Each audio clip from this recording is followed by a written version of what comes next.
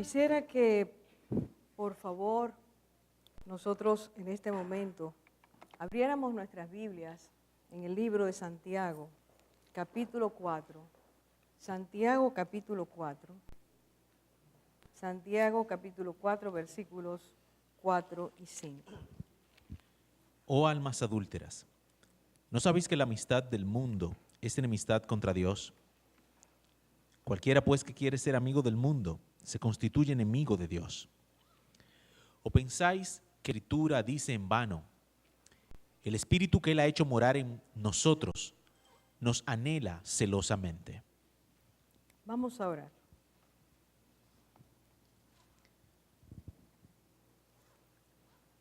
Padre, en esta tarde nos acercamos a ti con reverencia, reconociendo tu majestad, tu santidad y tu grandeza.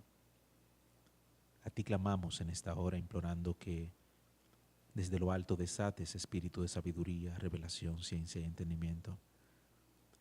Que por medio de tu Espíritu Santo tú dispongas nuestros corazones, nuestras mentes, nuestros sentidos y todo nuestro ser para recibir tu palabra con gratitud, para no ser oidores olvidadizos, sino verdaderamente recibirla, atesorarla y ponerla por obra, para que esta tu palabra forme en nosotros hombres y mujeres perfectos a la estatura del varón perfecto, en Cristo Jesús.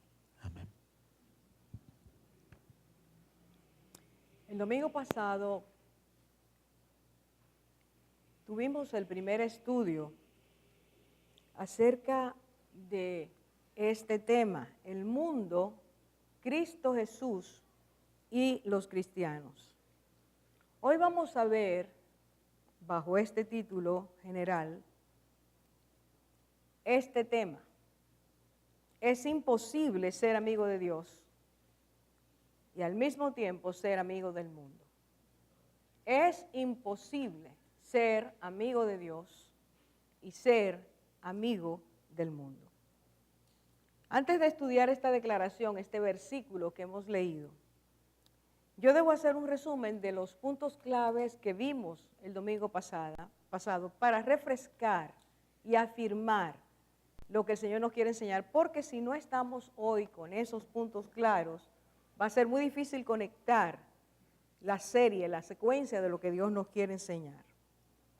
Dijimos el domingo pasado que el mundo, cuando el Señor se refiere a la palabra mundo, podía estar usando varias formas, pero la manera en que lo estudiamos la semana pasada, el Señor no se estaba refiriendo al mundo creado por Él, cosmos, no se estaba refiriendo a los habitantes de la tierra, sino que se estaba refiriendo a un sistema de valores, a un sistema de principios, a un sistema estructurado, organizado, conforme no a Dios, sino conforme al príncipe y Dios de este mundo. Voy a leer una frase de un autor cristiano de apellido Trench, que escribió un libro, Sinónimos del Testamento, y dice lo siguiente. Él define el concepto del mundo de esta manera: como aquella masa flotante de pensamientos, opiniones, máximas, especulaciones, esperanzas, impulsos, intenciones, aspiraciones, corrientes en el mundo en todo el tiempo, en todo momento, que puede ser imposible definir con precisión, pero que constituyen un poder real y efectivo, que es la atmósfera moral o inmoral que en todo momento inhalamos y que inevitablemente exhalamos. Y lo que él está diciendo, lo que nos rodea, es esa masa de pensamientos, opiniones, creencias, cosmovisiones, intenciones, metas, filosofías que el mundo ha impuesto y que ha atraído todo lo que el Señor dice que es una esclavitud para el hombre. Quisiera entonces, con este aspecto, habiéndolo aclarado, tratar entonces ahora nosotros de ir definiendo un poquito lo que la palabra enseña. En Efesios capítulo 2, versículo 2, dice Pablo, cuando se refiere a ese mundo del cual este autor ha dicho esas cosas, dice 3 verdades. Y quisiera que pusiéramos atención, hermanos, porque aunque todo lo que han pasado por aquí, de los hermanos que están en discipulados y han pasado por el discipulado, el curso Botellas de Leche, lo han visto, regularmente nosotros tendemos a olvidar las verdades esenciales que la palabra de Dios nos marca. Y eso no nos permite tener un discernimiento claro, ni nos permite cambiar nuestra manera de pensar y de ser, que de esto se trata esta enseñanza, estos estudios que el Señor trae a nuestras vidas. Quisiera que en este momento, con atención y temor reverente, arriba y abajo, nosotros pusiéramos atención a lo que Dios quiere, porque no se trata, hermanos, de oír, sino que se trata de oír, asimilar y practicar. Amén. Ninguno de nosotros podrá decir al ver al Señor, el día que lo veamos, es que yo no entendí, es que no me explicaron, es que no estaba claro para mí, porque el Espíritu de Dios se encarga, no Orfa ni ninguna persona que transmite la palabra, sino el Espíritu de Dios se encarga de traer revelación, traer entendimiento, traer conocimiento, en la medida en que nosotros abrimos nuestras mentes, corazones, nuestra actitud hacia Dios. Entonces quisiera que viéramos estas 3 verdades que Pablo dice acerca del mundo. En primer lugar, dice, él puso nombre al poder del mundo. Permítanme leerles el versículo 2 de Efesios 2. Dice, en los cuales anduvisteis en otro tiempo, según la corriente de este siglo, conforme al príncipe de la potestad del aire, el espíritu que ahora opera en los hijos de desobediencia. Y entonces estas son las 3 verdades. Número 1, el poder del mundo tiene un nombre. Por medio del Espíritu Santo, Pablo le llama la corriente de este mundo. Y esa corriente arrastra, esa corriente seduce, esa corriente envuelve, esa corriente empapa. Por inmersión, nosotros todos somos afectados por esa corriente del mundo.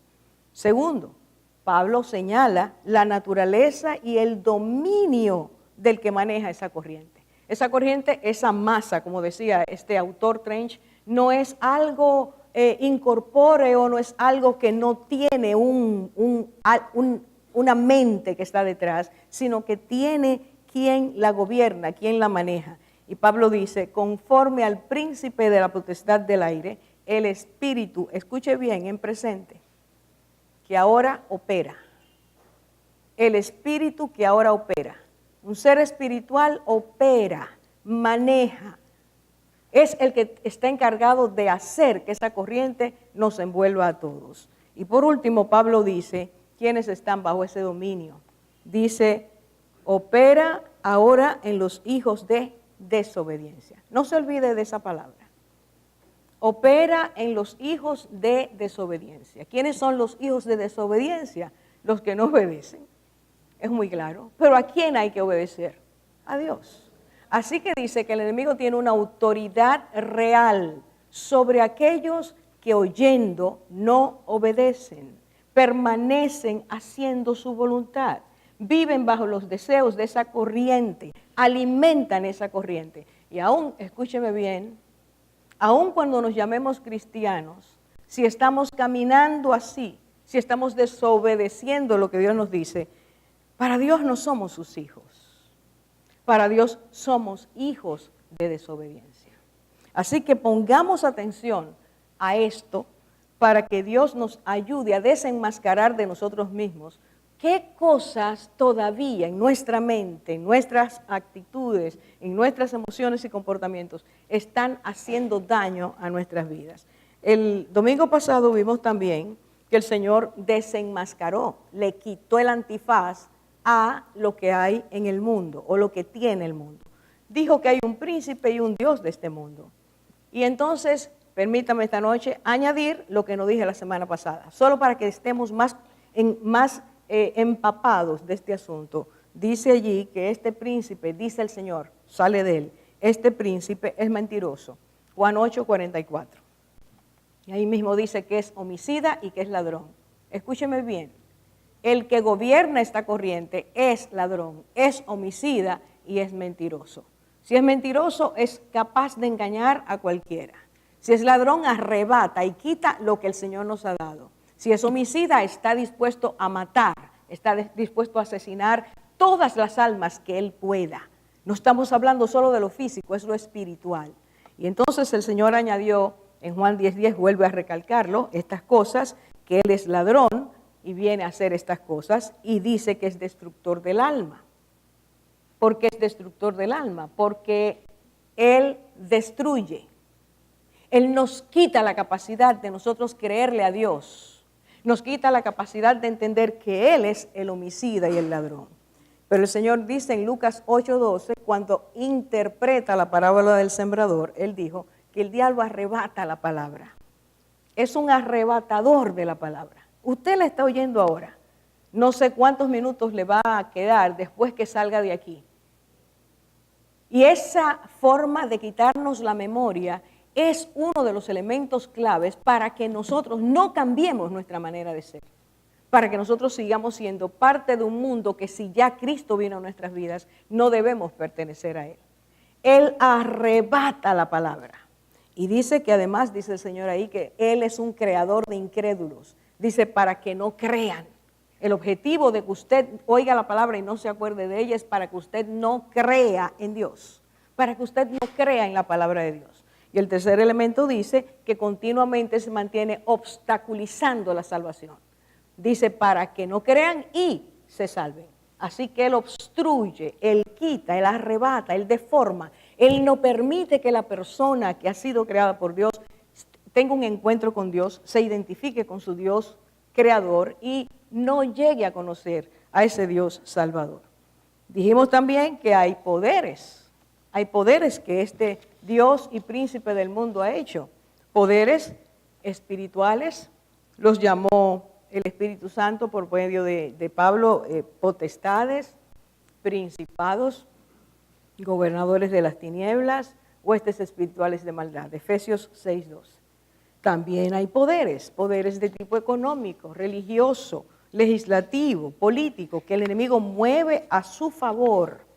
Y aun cuando nosotros creemos que estamos haciendo elecciones genuinas y verdaderas, basadas en nuestro entendimiento, el enemigo está influenciándonos para que nosotros lleguemos a creer y practicar aquello que está siendo dirigido por él. Hablamos de sabios y de sabiduría. 1 Corintios capítulo 20 y 21, y dijimos que la sabiduría de los sabios, Dios la ha enloquecido, la ha hecho ineficiente y la ha hecho efímera. Que aunque nosotros creamos que esos sabios y entendidos nos están regalando algo, porque sus corazones no están rendidos a Dios, lo que piensan, razonan y descubren está infectado por el pecado. Así que Dios nos dice que debemos hacerle caso a la sabiduría de Dios y filtrar todo lo que recibimos basándonos en esa sabiduría de Dios. También dijimos que hay creencias. Esa sabiduría ha traído creencias, ha traído ideologías, ha traído pensamientos mundanos, ha traído enseñanzas totalmente opuestas a Dios y su palabra. Nueva era, panteísmo, relativismo, humanismo, todos esos ismos vienen de una mente sabia que se torció y que se levanta contra Dios. Y por lo tanto, como hay tantas creencias, hay leyes nuevas, leyes que se imponen o quieren imponerse en contra del Señor y de su ungido, como dice el Salmo 2. Y ahí tenemos un lenguaje mundano, sentimientos y actitudes mundanas, negación, odio, como dice el Salmo 2. Al final dijimos, 1 Juan capítulo 2, versículos 15 a 17, que todo eso ha generado que en el mundo encontremos las pasiones de los ojos, las pasiones de la carne y la soberbia de la vida. Todo eso para meternos dentro de un carril donde el príncipe de esta tierra, el Dios de este mundo, el que maneja la corriente de este mundo, quiere que todo ser humano entre y que se aparte totalmente del deseo de Dios. Ahora sí nos vamos a Santiago 4:4. Habiendo refrescado estos conceptos, sí podemos ver lo que dice la palabra de Dios y entenderlo en esa dimensión. Leo, oh almas adúlteras, oh almas adúlteras. Y la pregunta viene, ¿no sabéis que la amistad del mundo es enemistad contra Dios? Cualquiera, pues, que quiera ser amigo del mundo, se constituye en enemigo de Dios. Y lo voy a leer nuevamente, porque la primera parte es necesario entenderla para poder comprender todo el resto. Dios dice, su Espíritu Santo, oh almas adúlteras. ¿Y a qué almas se está refiriendo? A aquellos y aquellas hijos de Dios que hemos recibido al Señor Jesús en nuestros corazones, que hemos recibido por ende la salvación, que hemos nacido de nuevo, que por eso mismo hemos recibido el Espíritu Santo, que después de haber hecho pacto con Dios, de ser sus hijos, de ser nuevas criaturas, de caminar en santidad, de vivir conforme a su deseo, nos hemos ido apartando de Él otra vez y hemos adulterado con el mundo. Ahora fíjese bien, inmediatamente hace una pregunta. Lo que quiere es que los hermanos reflexionen, que los hermanos entiendan, que los hermanos que han olvidado esa enseñanza y que están caminando fuera del deseo de Dios, vuelvan a esa instrucción. Y les dice, ¿no sabéis que la amistad del mundo es enemistad contra Dios? Y entonces da una declaración tajante, determinante. Cualquiera, pues, que quiera ser amigo del mundo, se constituye en enemigo de Dios. Veamos dos palabras y dos palabras. Hay 4 palabras claves para poder comprender todo lo que esta declaración quiere decir. La palabra amigo y amistad, la palabra enemigo y enemistad. Veamos la palabra amigo. En el griego, que es donde se escribió esto, la palabra que se usa es philos. Y esa palabra, en griego hay 4 palabras claves que hablan de amor o que significan amor, pero cada una de ellas tiene significados diferentes. Esta a la que se refiere en este versículo, en esta declaración, la palabra que se escribió fue philos y significa alguien que ama y es amado. Alguien que ama y es amado. Alguien que es querido, apreciado, valorado en una relación de amistad. Alguien que tiene compañerismo con una persona, que lo tiene como socio, como mutual. Pero en esa idea, ese philos, necesariamente fidelidad. Implica sinceridad, implica comprensión. El que es philos debe ser una persona capaz de abnegarse por el otro, capaz de darse sin condiciones, capaz de desarrollar esa amistad de manera incondicional. Muchas veces, y esto es lo que vamos a ver en Proverbios, capítulo 18, 24, la amistad en la Biblia tiene un alto valor. Y esa amistad trasciende lo que es una amistad según el mundo y llega a ser a veces más fuerte que una relación familiar. En Proverbios 18, 24 dice, el hombre que tiene amigos, escuche bien, ha de mostrarse amigo. Si usted es amigo, tiene que mostrarse amigo. E inmediatamente dice, hay amigo y hay amigo más unido que un hermano. Hay personas que llegan a ser para nosotros más que un hermano, que una hermana, más que una familia cercana. La palabra de Dios dice, esa calidad de amistad es lo que en la Biblia se refiere como amigos. Pero está la palabra filia, la otra, amistad. Y significa sinceridad, calidez, intimidad entre esos que dicen ser amigos. Es la persona que puede escuchar al otro, que puede comprender el otro, aun cuando no esté de acuerdo. Y aun cuando no esté de acuerdo, permanece la sinceridad y la estrechez de esa amistad. Se relaciona con esos amigos. Y a través del tiempo y a pesar de la circunstancia, permanece siendo amigo. En Mateo capítulo 26, cuando Cristo va a ser apresado en el Getsemaní y se acerca Judas. ¿Cuántos de ustedes recuerdan lo que Cristo le dijo a Judas? La forma en que se refirió a él fue amigo. Y amigo no era una forma despectiva ni irónica. Era Cristo diciendo, a pesar de que tú me traicionas, a pesar de que tú me has vendido, a pesar de que mis enseñanzas pasaron por alto en tu vida, yo sigo siendo tu amigo. Esa es la calidad de amistad. ¿Cómo le llamó Dios a Abraham? Dice la palabra que Dios le llama a Abraham mi amigo. Así que Dios tiene muy en alto la amistad. Es una relación muy especial. Ahora, filos y filia. Filos, amigo, filia, amistad, eran usados en el griego para expresar el amor entre padres e hijos y expresar el amor entre personas cercanas, íntimas, que no eran familia. Esa relación debía estar siempre caracterizada, cada vez que se usaba esa palabra debía estar caracterizada por la sinceridad, por el espíritu de compañerismo, por la confianza mutua. Todo el que es amigo del otro o tiene amistad con el otro, sabe que no puede ser amigo unipersonal. Cuando nosotros decimos yo tengo un amigo, estamos hablando de alguien. La amistad no se da en el vacío. Y si alguien es amigo solo de una persona, tiene problemas. Porque la amistad se desarrolla, es un intercambio de amor afectivo, genuino, cálido, tierno, hermoso. Por lo tanto, si la amistad y el amigo se establecen en una relación interpersonal, ¿qué nos está diciendo el pasaje?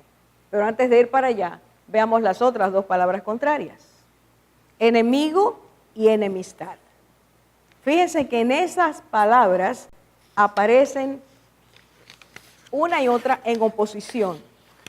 Amigo, amistad, enemigo, enemistad. ¿Qué significa enemigo? Es la palabra ektros en el griego y significa un opositor, un adversario, uno que se levanta en contra de, que quizás pudo haber tenido una gran amistad y ahora no es así.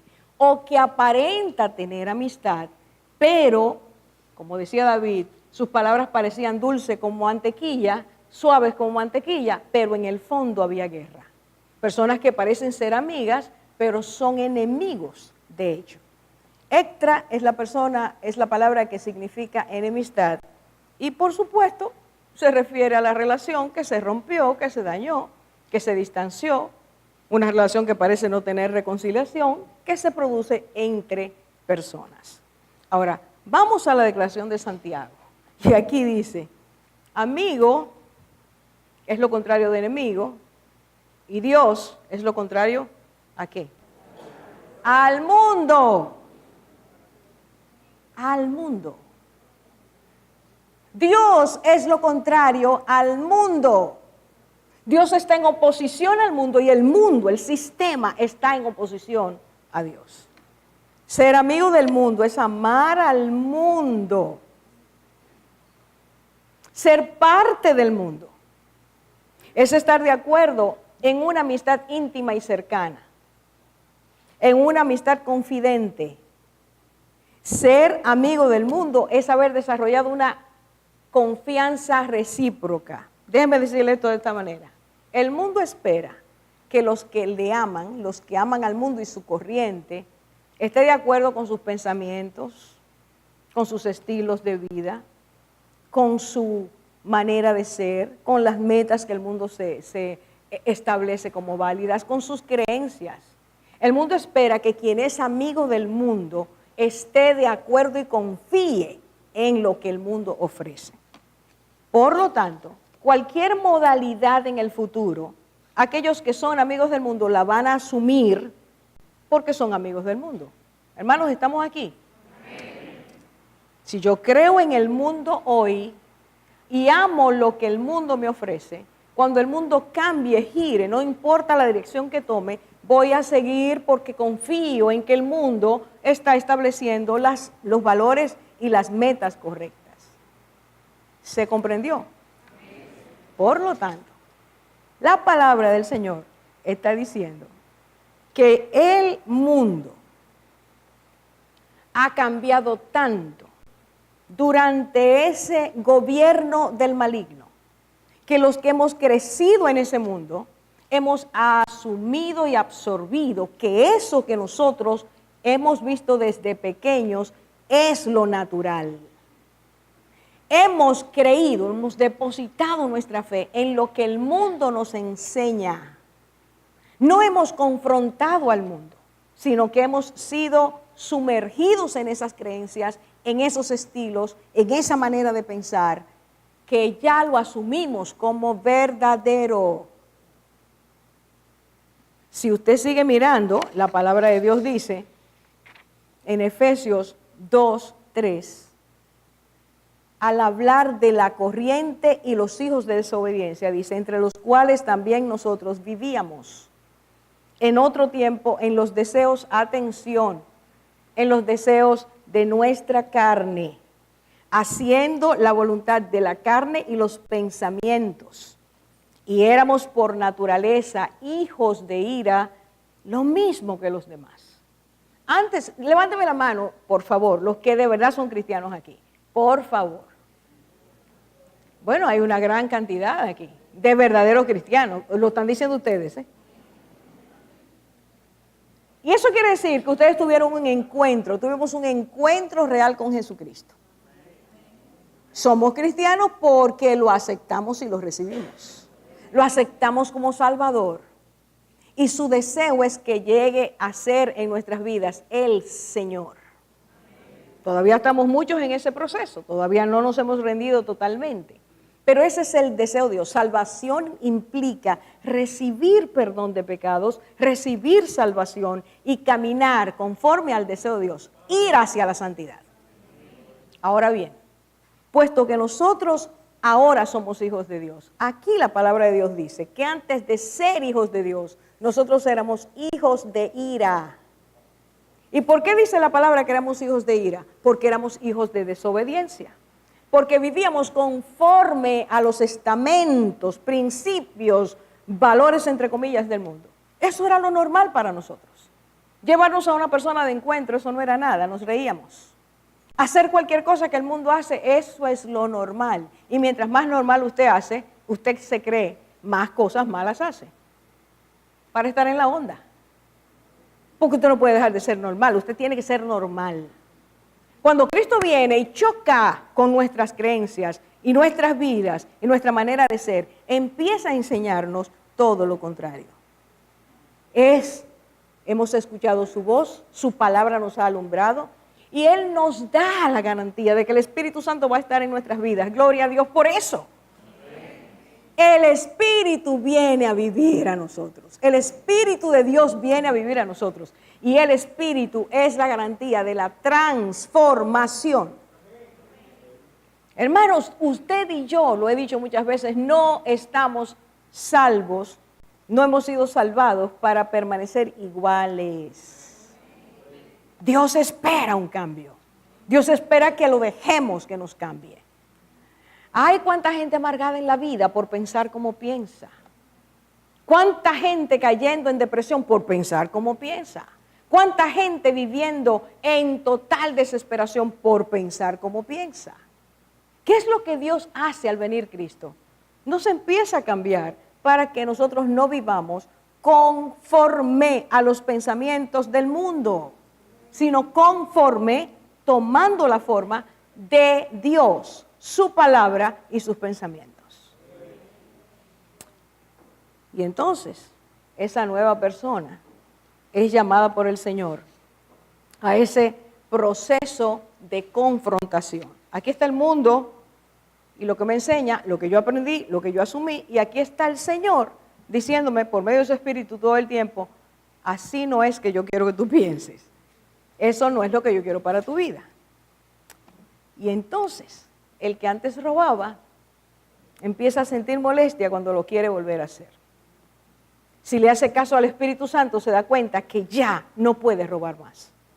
El que antes vivía enojado y lleno de ira, el Espíritu Santo empieza a inquietarlo para que ya no se enoje y le regala dominio propio, le da templanza.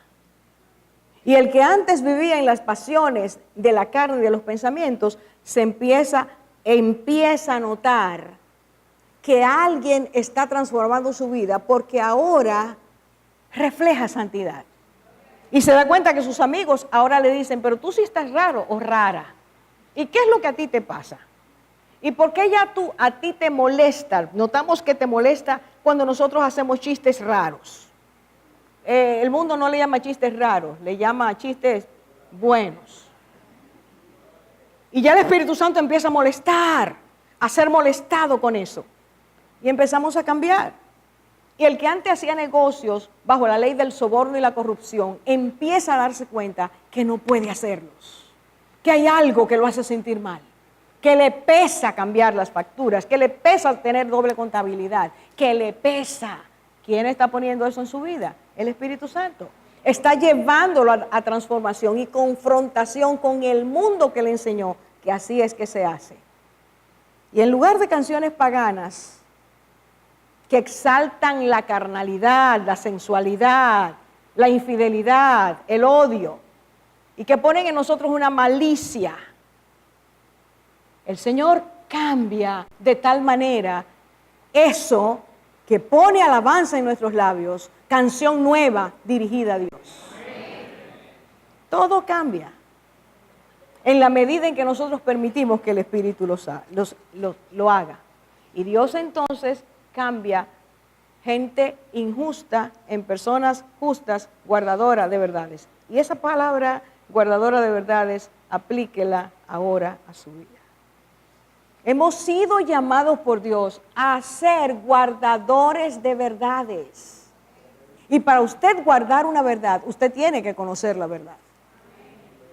Y después de conocerla, tiene que aceptarla, internalizarla, fijarla en su vida.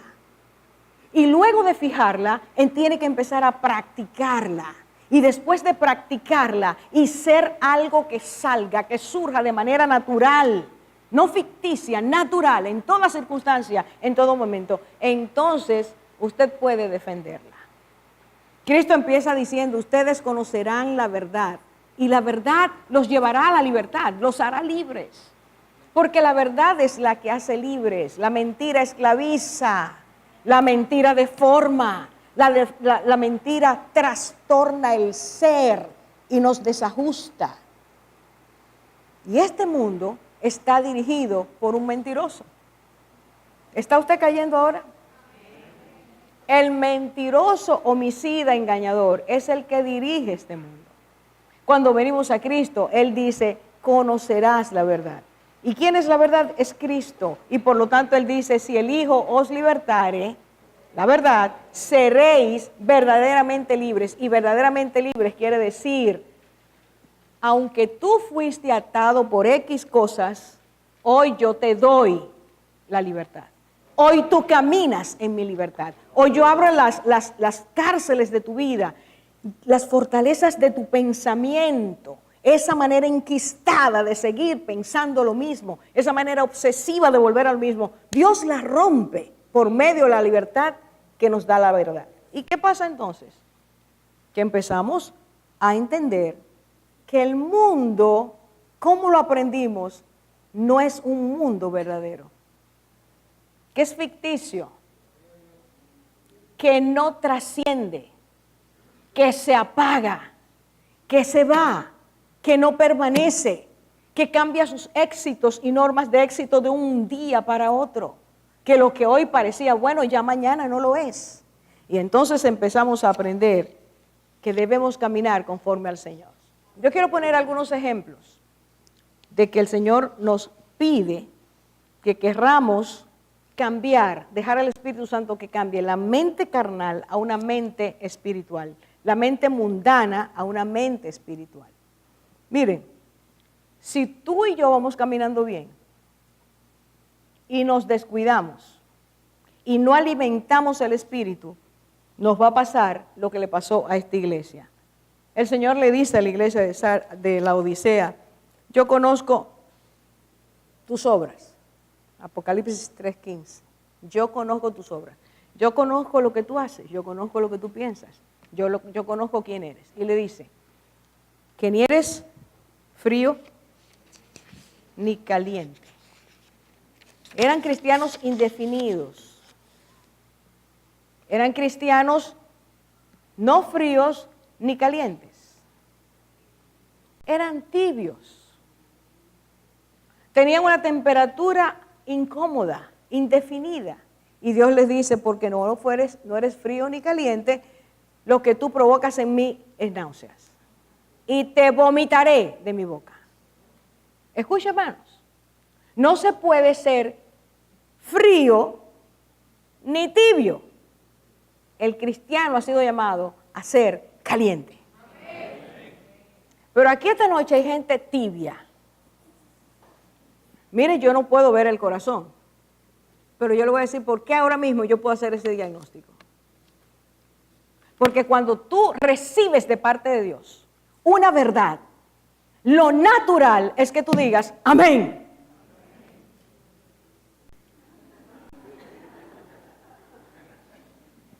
Ustedes lo dijeron.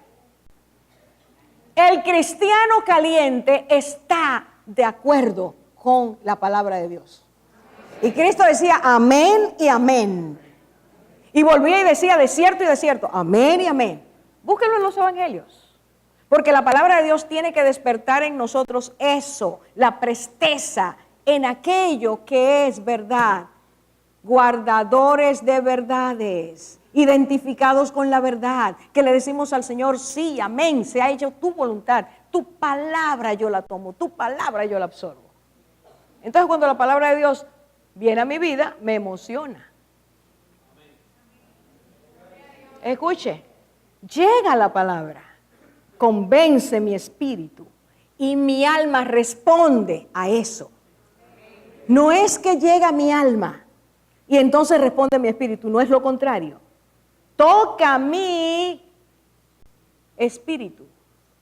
Y porque son palabras de vida, entonces afectan mi alma. Y porque afectan mi alma, el alma se somete a la voluntad de Dios, no al mundo, y podemos caminar conforme al deseo de Dios. Hermanos,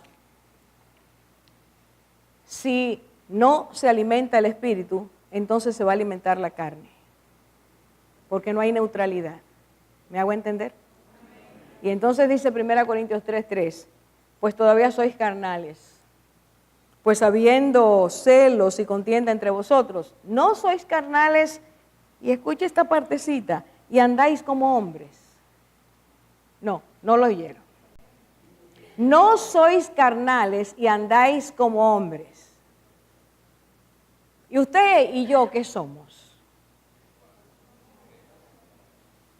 Escuche, dice aquí, si ustedes están en pleitos y contiendas, ustedes son carnales, esas son medidas carnales, conductas carnales. Pero lo que me llama la atención es que dice, no sois carnales y andáis como hombres, como personas, como seres humanos, sin conocimiento de Dios.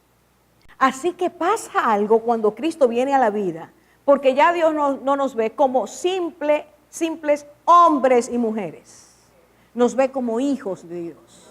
Nos ve como pertenecientes a su reino y a su gloria. Nos ve sellados por el Espíritu Santo. Nos ve en proceso de transformación. Entonces ya usted y yo no somos como los del mundo. ¿No se entendió? Y Cristo dice, Juan 17, Padre, guárdalos, santifícalos. Ellos no son del mundo. No son hombres y mujeres normales. ¿Qué le moleste esto? Usted no es una persona normal. Desde que usted vino a Cristo, usted está normal. Según el mundo. En Cristo usted es normal. Pero para el mundo usted es anormal. Y entonces dice la palabra, que si entre nosotros siguen los mismos comportamientos anteriores, ya no somos personas espirituales, sino personas carnales. 1 Tesalonicenses 4:3 dice, pues esta es la voluntad de Dios. Siempre queremos saber la voluntad de Dios. Pero ¿qué quiere Dios para mí? ¿Qué quiere Dios para mí? Pues mire, la Biblia es muy puntual en eso. Y esta es una de las veces que dice, esta es la voluntad de Dios. ¿Cuál es la voluntad de Dios? Dice allí, vuestra santificación. Y entonces para que nadie quede en el aire dice, es decir, así que nos va a definir. La voluntad de Dios es vuestra santificación, es decir, que os abstengáis de inmoralidad sexual, Porque Dios no nos ha llamado, versículo 7, a impureza, sino a santificación. Y mientras el mundo nos vende la portada de que eso no es nada, Dios me dice, esa no es mi voluntad. Si viniste a mi reino, a mi gloria, tú has sido declarado santo o santa delante de mis ojos. Te he puesto el Espíritu Santo para que transforme tu vida. No puedes dejar que las cosas caminen, sigan, sean conforme al mundo. Tienes que buscar santidad en tu vida. Y entonces, tercero, dije primero, si tú no te alimentas del Espíritu, se alimenta la carne, punto número 2 que acabamos de ver. Y tercero, entonces, cuando esto pasa, sin alimento espiritual y muy alimentada la carne, lo que ocurre es que se empieza a mirar y amar al mundo, de nuevo. Los ojos empiezan a mirar para atrás. Rápidamente, historia de Israel. Cuando la relata Esteban, antes de ser apedreado en Hechos capítulo 7, dice la palabra que él hace un recuento histórico de Israel. Y en un momento dice, y en sus corazones se volvieron a Egipto. No volvieron físicamente, sus corazones volvieron a Egipto. En la Biblia, para nosotros, los cristianos, Egipto representa el mundo representa Egipto. Cuando dice la Biblia que nuestros corazones se vuelven a Egipto, está diciéndonos Dios, tu corazón se volvió al mundo.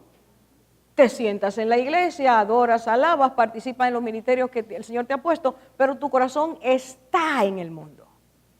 Y al vivir esa dicotomía es porque ese es el resultado de haber bajado nuestra comunión espiritual, de habernos apartado del Señor, de quedarnos estancados en nuestras vidas espirituales.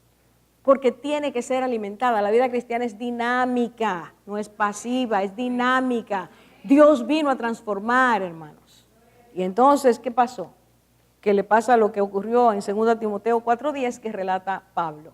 Uno de sus compañeros de ministerio, llamado Demas, dice, Pablo con tristeza, se nota en el texto bíblico, dice, pues Demas me ha abandonado, habiendo amado, escuche bien, habiendo amado este mundo presente.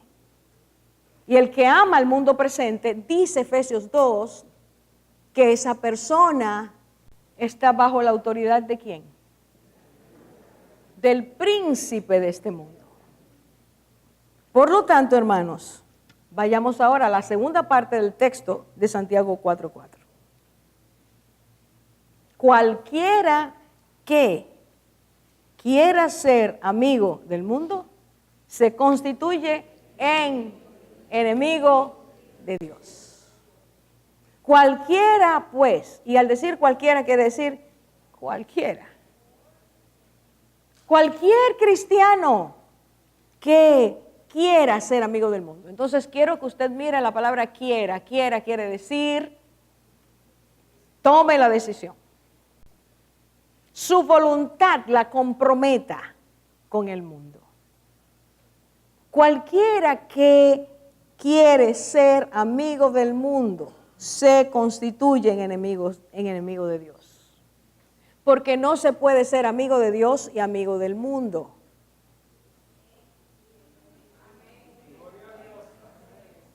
Por favor, dígaselo a su hermano y su hermana que está al lado. No se puede ser amigo de Dios y amigo del mundo. Dígaselo, ahora la boca. Y cuando Dios dice no se puede, está diciendo es imposible. Es imposible para Dios que nosotros querramos ser amigos del mundo y al mismo tiempo ser amigos de Dios. Pero hemos llegado a un punto donde la iglesia empieza a entender que sí se puede. Que sí es posible. Y voy a poner 4 ejemplos esta noche para terminar. Porque hermanos, usted y yo vivimos en un tiempo donde las personas justas, guardadoras de verdades, están empezando a desaparecer. Donde el celo por guardar la verdad de Dios, el celo por creer lo que Dios dice. El celo por atesorar esa palabra que es verdad y vida está desapareciendo. Y si usted y yo no ponemos atención a esto, no importa que digamos que somos cristianos. Segunda Timoteo 3, cuando Dios describe los hombres de los últimos tiempos, dice algo impresionante. Dice allí la palabra de Dios, teniendo apariencia de piedad. Sin embargo, con sus vidas niegan la eficacia de la piedad. Después de dar esa lista de comportamientos sociales, resultado de esa masa flotante, de ese sistema estructurado en contra de Dios, dice que muchas personas en los últimos tiempos parecerán ser cristianos, pero niegan el poder de Dios en sus vidas, porque en sus corazones han hecho alianza con el mundo. Primera noticia. En este tiempo se cambia la verdad para que suene más agradable a los oídos. No prediques así, que eso le molesta a la gente. No hables tanto del pecado, que la gente está cansada de oír del pecado. Comprende que estos son tiempos diferentes. Las cosas han cambiado. Ya la Biblia no se puede aplicar igual. Eso es lo que nos están enseñando. Pero nos lo están enseñando personas que dicen que son cristianas. Cambiar la verdad para que suene más agradable. Jóvenes abandonan la iglesia debido a ministerios juveniles modernos, dice el titular de la noticia. ¿Y a qué se está refiriendo en resumen? Que por atraer los jóvenes, porque el mundo tiene tantas atracciones fuera que le brinda a los jóvenes, tantas facilidades de pago, entre comillas, pero como siempre digo, nadie está ahí cuando la muchacha sale embarazada, nadie está ahí para orar con el que está agonizando porque tiene SIDA, pero todas las facilidades son dadas. Y entonces en la iglesia, para atraer a esos muchachos, ¿qué se ha hecho? Muchas actividades, y no son malas las actividades, pero son malas si no están equilibradas. Si se da más entretenimiento que palabra, esa generación no tendrá soporte para enfrentar las dificultades del mundo. No podrá decir no a la tentación. Mucha permisividad, mucha licencia. Sí, tú puedes ponerte esa ropa y está enseñando todo el busto. Sí, tú te puedes hacer el tatuaje, no importa. Y Dios dice, no te tatúes, no lo hagas. Toda la permisividad, sí, oye esa música, no importa. Y Dios dice, son canciones paganas. Entonces, ¿qué es más fácil? Para que los muchachos vengan a las reuniones de jóvenes, vamos a dejar que ellos hagan lo que quieran. Y en la medida en que se le da ese permiso, las iglesias se están quedando vacías de jóvenes. No hay generaciones enseñadas conforme a la verdad de Dios. Hermanos, no hay un tesoro más grande que a un niño y a un joven se le eduque conforme a Dios. Si ustedes, padres, quieren dejarle herencia real a sus hijos, enséñenles, regálenles, expónganse a lo que es una enseñanza cristiana. Y nunca, dice el Señor, aun cuando se desviaran en algún momento, van a regresar, porque la palabra está sembrada en sus vidas. Segunda noticia, Brian Houston aclara sus declaraciones sobre el matrimonio gay. ¿Quién es este señor? Este señor es el pastor de una de las iglesias, de las, como se le llama ahora, mega iglesias más grandes del mundo. El pastor de la iglesia Hillsong. Fue entrevistado por un periodista del New York Times hace muy poco para que él diera claramente su posición acerca del matrimonio gay. Y él dijo así: yo le hablé la semana pasada de algo que ahora se llama la neoparla. Es una palabra que tú puedes cambiar a tu gusto y darle otro significado. Y yo le dije a ustedes, en vez de llamarle prostitutas, como dice la Biblia, ahora le llamamos trabajadores sexuales. ¿Usted me está siguiendo? Hemos cambiado las cosas, acomodándola a nuestra nueva moral. Y entonces él dice lo siguiente: Este es un tema que está en conversación y en conversión entre los pastores de nuestra iglesia. Y no estoy en disposición ahora de contestar esa pregunta porque eso está en proceso. Pero el mundo occidental está cambiando su forma de pensar. Y el peso del contexto actual en que los jóvenes del lobby homosexual, transexual y bisexual pueden sentirse rechazados por las iglesias. Y esos muchachos pueden terminar en el suicidio y en la depresión. Así que la verdad ahora me deprime. Así que la verdad ahora me lleva al suicidio. Cuando lo que Cristo dice es que la verdad me liberta. En vez de vaciar los consultorios de personas deprimidas, afligidas, desesperadas, y darles la salvación, y darles la esperanza de Cristo, y decir que Cristo cambia, que Cristo quita, que Cristo rompe ataduras, que Cristo cambia la forma de ser y de pensar, que en Cristo hay esperanza. Ahora decimos, tenle pena, déjalo pecando. La iglesia. Tercera noticia. Aceptar las reglas y gustos del mundo es lo que está de moda. Y mire lo que dice aquí. Iglesia Bautista Liberal en Washington ordena como pastor a un transexual. Daniel Robinson, así se llamaba antes de operarse, cambió su sexo. Mientras él estaba en el seminario estudiando para pastor, se dio cuenta de su, como se le llama ahora, orientación sexual. Y le pidió a su familia que no dijera nada, porque si él decía eso en el seminario, lo iban a sacar de ahí. Y él quería hacerse pastor. Así que cuando terminó, se graduó y se operó, y ahora se llama Allison Robinson.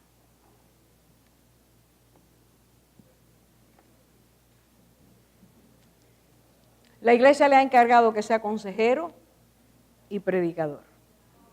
Usted haga sus consecuencias, sus conclusiones según la Biblia.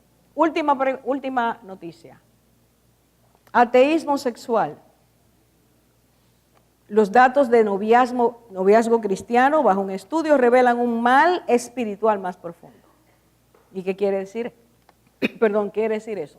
Que como los jóvenes no han sido enseñados conforme a la palabra de Dios, y Dios dice que tu cuerpo es templo del Espíritu Santo, y que Él te da dominio y templanza para tú permanecer así hasta que el Señor te diga cásate, y que el matrimonio honra, no deshonra, y que no hay que probar nada antes, sino después que Dios da la bendición.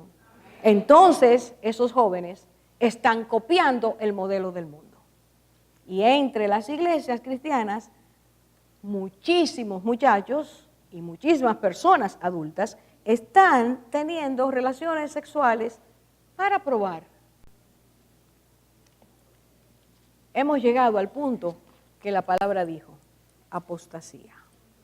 Por eso el cristiano tiene que definirse. Lo que el Señor está pidiendo es que tú y yo nos definamos. Y dice allí, es imposible que alguien que es de Cristo, es imposible, sea amigo del mundo. Y si eres amigo de Dios, te tienes que saber enemigo del mundo.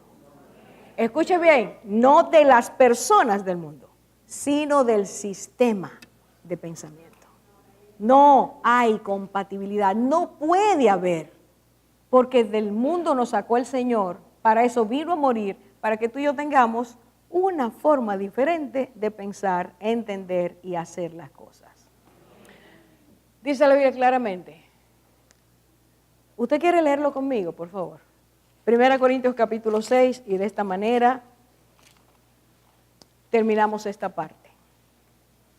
Versículo 6, capítulo 6, versículo 9. Empiezo a leer ahí y dice, recuerden que Corintio era una iglesia carnal, mundana. El Señor escribe por medio del Espíritu Santo, Pablo escribe y dice, o no sabéis, otra vez, o no sabéis, la pregunta, que los injustos no heredarán el reino de Dios. Dijimos ahorita que el Señor nos llama a ser personas justas, guardadoras de verdades. Ahora dice, los injustos no heredarán el reino de Dios. No os dejéis engañar. Ajá. No os dejéis engañar. ¿Quién me engaña?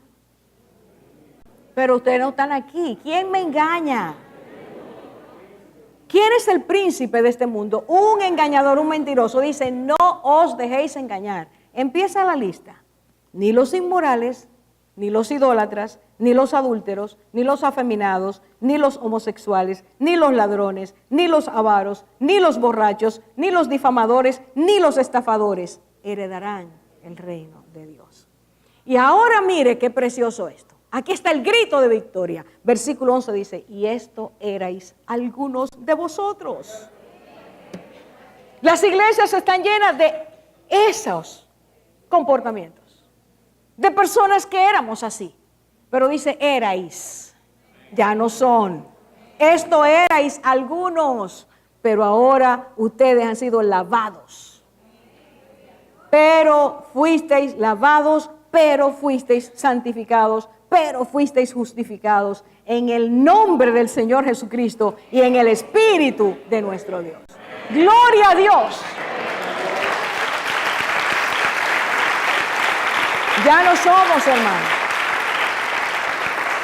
Y si no somos, quiere decir que si somos cristianos, amigos de Dios, es hora de revisar nuestras vidas y de pedirle al Señor que Él vuelva a tomar el derecho, la autoridad, porque Él pagó precio por nosotros. Que nos rindamos a Él. Todos los que estamos aquí, todos los cristianos en todas partes del mundo, estamos luchando con una u otra cosa, o con muchas cosas al mismo tiempo. Porque la vieja naturaleza acosa, porque las tentaciones de fuera nos apelan. Pero lo que dice la palabra de Dios es que el Espíritu de Dios que mora en nosotros, Él nos guía a toda verdad y clama en nosotros, nos pone en dirección de hacer aquello que Dios nos da la fuerza para que lo podamos hacer.